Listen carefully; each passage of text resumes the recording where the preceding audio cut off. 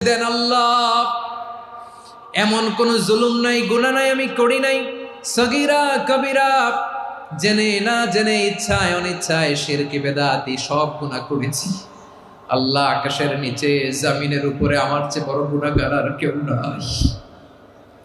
চোখের পানি ছেড়ে আল্লাহরে বলেন, আল্লাহ আমি ছাড়া তোমার গোলামের অভাব নাই, তুমি ছাড়া আমার দ্বিতীয় কোনো রব নাই, তুমি ছাড়া তো কেউ আমার গুনাহ ক্ষমা করার নাই, তুমি আমার রব, তুমি আমার সব। বলতে পারবেন?